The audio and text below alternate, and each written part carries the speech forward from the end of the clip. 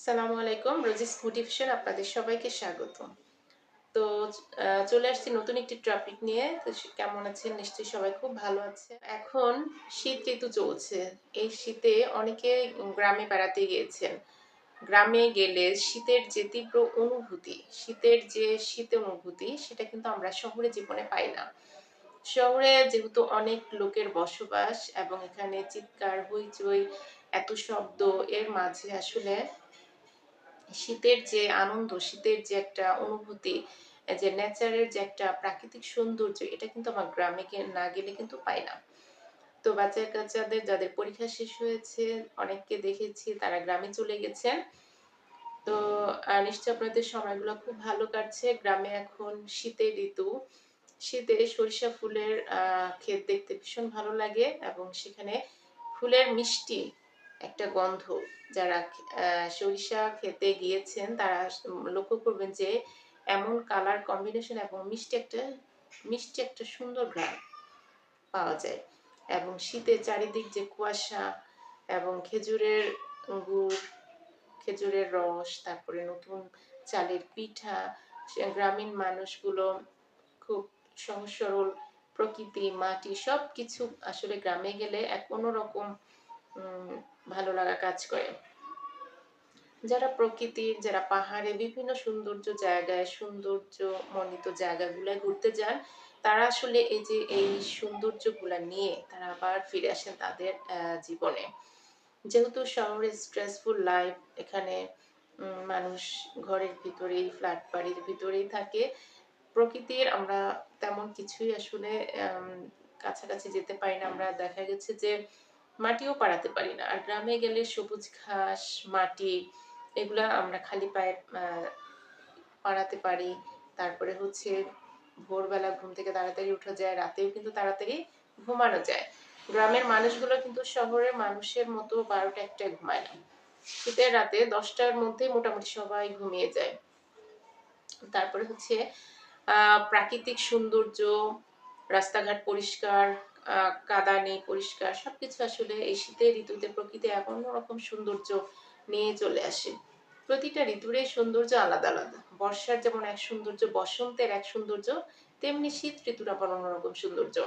এখনকার বাচ্চারা তো গ্রামের যে খোলা মাঠে হইচই করা, খেলাধুলা করা, শীতের সময় যে পিঠা পায়েস, পুলি, তারপরে খেজুরের গুড় এগুলো তো আসলে ওরা দেখে না। ওরা বইয়ের ভেতরে যে রচনার ভেতরে যে পড়েছে গল্পের মতো। আমরা তো তাও দেখার সৌভাগ্য পেয়েছি। এখনকার বাচ্চারা নেক্সট যে প্রজন্ম, ওদের যে বাচ্চা-কাচ্চা হবে তাদেরকে তারা কিভাবে বলবে তা আল্লাহই জানে। যেহেতু আমরা দেখার সুযোগ পেয়েছি কিন্তু এখনকার বাচ্চারা তো এগুলা দেখার সুযোগ পায় না। তারা যখন বাবা-মা হবে তখন তাদের বাচ্চা বা তাদের নাতি-নাতনির সাথে কিভাবে এই গল্পগুলো, এই সৌন্দর্যগুলো শেয়ার করবে, হয়তো এই গল্পের মতোই হবে, রূপকথার গল্পের মতো। তো যারা গ্রামে গিয়েছেন তারা নিশ্চয়ই খুব ভালো সময় কাটাচ্ছেন এবং যারা শহরে আছেন তারাও এই সময় বিভিন্ন সুন্দর, সুন্দর জায়গাগুলায় ঘুরতে যান বাচ্চাদের নিয়ে এবং বাচ্চাদের যেহেতু পড়াশোনার চাপ নেই, সবাই আসলে বাসায় রিল্যাক্সিং সময় কাটাচ্ছে। আমরা এই যে পরিশ্রম করি, পরিশ্রম এবং যে বিশ্রাম, রিল্যাক্স এই ২ টার ভিতরে যে ব্যালেন্স করতে পারবে সে কিন্তু সুস্থ থাকতে পারবে। আমাদের সুস্থতা যেমন শুধু ফিজিক্যাল ফিটনেস না, আমাদের মেন্টাল ফিটনেসও কিন্তু দরকার। যেমন অনেকে ফিজিক্যালি দেখতে খুব ভালো, ফিট। কিন্তু সে চিৎকার চেঁচামেচি করে, সে মানুষের সাথে ঝগড়া করে, সে চট করে রেগে যায়, তার সাথে কথা বলা যায় না। তার কিন্তু মেন্টাল ফিটনেস এর অভাব। তার মেন্টাল ফিটনেস কিন্তু উন্নত করতে হবে। তো একটা মানুষ কতটা স্থির, কতটা ধৈর্যশীল, কতটা তার সাথে আ আ কথা বলা যায়, তার সাথে মিশলে কতটা আমরা থাকতে পারি, ভালো লাগে। তো সেটা কিন্তু তার মেন্টাল ফিটনেস এর উপরে অনেকটা নির্ভর করে। কারণ বাহ্যিক স্বাস্থ্য তো আমরা দেখি, অনেকে শুকনা আমরা দেখে বুঝতে পারি যে এ কিন্তু একজন শুকনা চিকন তারও কিন্তু অসুখ থাকতে পারে, তারও কিন্তু ডায়াবেটিস থাকতে পারে। সো কখনো ফিজিক্যাল ফিটনেস দেখে একটা মানুষকে বিচার করা যায় না। তার মেন্টাল স্বাস্থ্য আ অনেকটা ভালো থাকলে তবেই তার সাথে আমাদের কমিউনিকেশন করা যায়। তার সাথে কথা বলতে ভালো লাগে, তার সাথে সময় কাটাতেও কিন্তু আমাদের খুব ভালো লাগে। তো কিছু মানুষ আছে খুব টক্সিক, এবং এরা হচ্ছে উনি সমালোচনা করতে পছন্দ করে। তো এদের সাথে আসলে বেশিরভাগ সময় মানে কথা বলা যায় না। এদের সাথে তেমন কিছু ভালো সময় কাটাতে পারি না। আবার যারা সমালোচক তাদের সাথে আবার এদের খুব ভালো। তাদের সাথে আবার এদের খুব ভালো সময় কাটে। সো আমরা যে যেরকম সে কিন্তু সেই টাইপের লোকদের সাথেই কথা বলতে, চলাফেরা করতে স্বাচ্ছন্দ্য বোধ করে। তো আমাদের মেন্টাল ফিটনেস অবশ্যই আমাদের মাইন্ডফুলনেস প্র্যাকটিস করতে হবে যে যেই ধর্মেরই হন না কেন, যে ধর্মের বিধি নিয়মগুলা আছে, বিধিনিষেধগুলো আছে, ওগুলো যদি আমরা সঠিকভাবে পালন করি, ওগুলোও যদি আমরা মেনে চলি, তাহলেও কিন্তু আমাদের মাইন্ডফুলনেস প্র্যাকটিস অনেকটাই হয়ে যায়। যেমন ভোরবেলা ঘাসে হাঁটা, তারপরে হচ্ছে শ্বাসের চর্চা করা, তারপরে বিশ্রাম নেওয়া, অতিরিক্ত স্ট্রেস, চিন্তা এগুলো না করা। কারণ আমাদের প্রত্যেক ধর্মের ভিতরে আছে যে সৃষ্টিকর্তা উপর ভরসা, যে আমাদের সৃষ্টিকর্তা একজন আছে, আমরা অনেক কিছু আসলে তার উপর ছেড়ে দেওয়াটাই ভালো। যে কাজগুলো আমাদের হাতে নেই, সেই কাজগুলা, সেই চিন্তাগুলা যদি আমরা নিয়ে বসে থাকি, তাহলে তো আমাদের দুশ্চিন্তা আসবেই। যেটার উপর আমাদের কোনো হাত নেই, সেটা নিয়ে আমাদের আসলে মাথা না ঘামানোই ভালো। সেটা উপরওয়ালার উপর ছেড়ে দেওয়াই ভালো। আমরা আমাদের দায়িত্বগুলো যতটা নিট অ্যান্ড ক্লিন, যতটা সততা মেনটেন করে চলা যায়, সেদিকে আমাদের ফোকাস দেওয়া উচিত। তো এভাবে করে কিন্তু আমরা মাইন্ডফুলনেস প্র্যাকটিস করতে পারি। যেমন সালাত, অনেকে নামাজ পড়েন।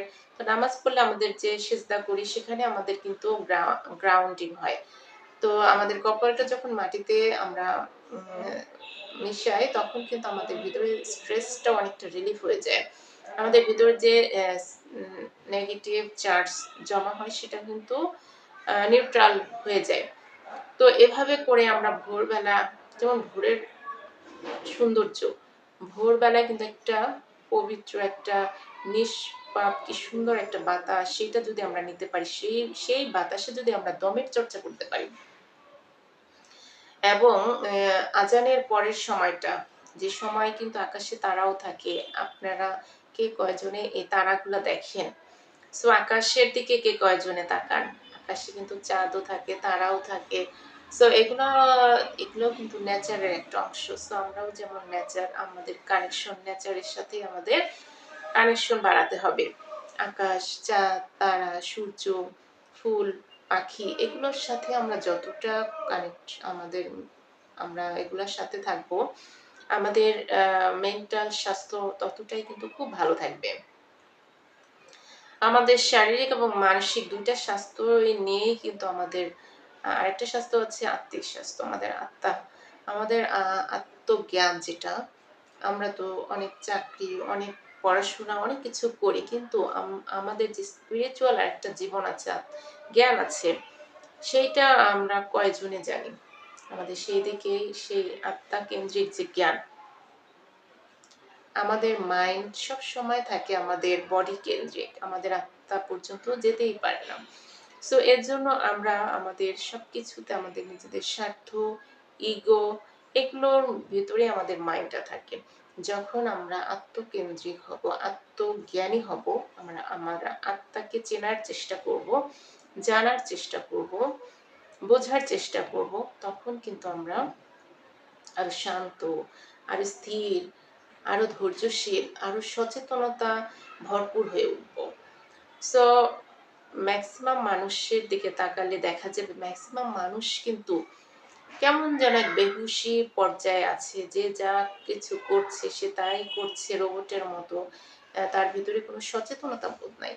অনেকে অসচেতন ভাবে অনেক কিছু করে, দেখা গেছে একই কাজ বারবার করছে, সে একটা থেকে শিক্ষা নিতে পারছে না, সে আবার কাজটা করে লস খাচ্ছে, আবার করছে, কারণ তার ভিতরে অ্যাওয়ারনেসটা নেই, তার ভিতরে সজাগ ভাবটা আসেনি।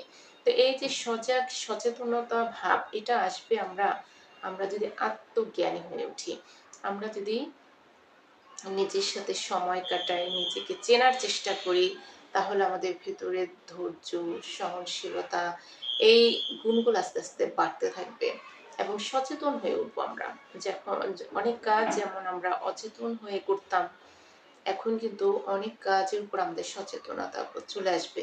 সো অযথা চিৎকার, চেঁচামেচি, ঝগড়াঝাটি, মানুষকে না বুঝে কোনো কথা বলা, এ ধরনের কাজগুলা কিন্তু করার ক্ষেত্রে আমরা আরো সজাগ সচেতন হয়ে উঠবো এবং নিজেদের কি দোষ ত্রুটি আছে সেটা ফাইন্ড আউট করে সেটাকে আরো ইমপ্রুভ করতে পারবো।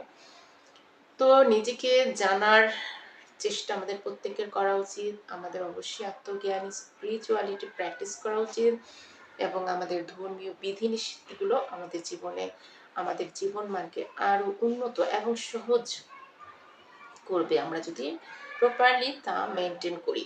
আমরা ভালো কিছু যদি মানুষের সাথে শেয়ার করি, ভালো কাজ মানুষকে যেটা আমরা জানি সেটা আরেকজনের কাছে বলে তাকেও জানানো। যে কোনো বা স্বাস্থ্য সংক্রান্ত, স্পিরিচুয়াল যে কোনো কিছু আমরা যদি জানি সেটা আমাদের দায়িত্ব হচ্ছে আরেকজনকে জানানো যাতে সেও অনেক কিছু বোঝে, তার ভিতরেও সচেতনতা বোধ আসে এবং সেও জীবনটাকে আরো সহজ, সুন্দর করতে পারে, উন্নত করতে পারে। তো জীবন কারো কাছে এমন বোঝা এবং চাপ হয়ে বসে আছে যেন দুঃখে ভরাক্রান্ত। আবার কারো জীবন এত সহজ, এত সুন্দর, প্রতিটা ক্ষণই যেন এনজয়েবল। তো আসলে আমাদের জ্ঞানের অভাবে আমরা আমাদের যে একটা জীবন দেওয়া হয়েছে, এই জীবনটাকে কিন্তু আমরা এনজয় করতেই পারি না। এই জীবনটা কারো উপরে কষ্টের চাপ দিচ্ছে, কারো উপরে স্ট্রেস দিচ্ছে, কারো দুর্বিষহ হয়ে উঠেছে। তো জীবনটাকে বুঝতে হলে আমাদের নিজেকে চিনতে হবে, নিজের সাথে সময় কাটাতে হবে, নিজের সাথে ধ্যানমগ্ন হয়ে ভাবতে হবে ভালো অনেক কিছু, সুস্থ সুন্দর জীবনযাপন করার নিয়মগুলো আমাদের অভ্যাসে পরিণত করতে হবে এবং শারীরিক এবং মানসিকভাবে, আত্মিকভাবে আমাদের সুস্থ থাকার চেষ্টা করতে হবে। তো ভালো থাকবেন সবাই, সুস্থ থাকবেন। প্রাকৃতিক সৌন্দর্যের সাথে, প্রকৃতির সাথে নিবিড়তা বজায় রাখবেন। তাহলে প্রকৃতি যেমন সময় সুযোগে সবকিছু কাছে এনে দেয়, ঠিক আমরাও তাহলে প্রকৃতির সাথে একাত্মতা হয়ে থাকলে এনজাইটি, স্ট্রেস, দুশ্চিন্তা এগুলো থেকে আমরা অনেকটা মুক্ত থাকতে পারবো। সুস্থ সুন্দর জীবনযাপনের দিকে এগিয়ে যেতে পারবো। তো দেখা হবে অন্য কোনো এপিসোডে। সে পর্যন্ত আসসালামু আলাইকুম।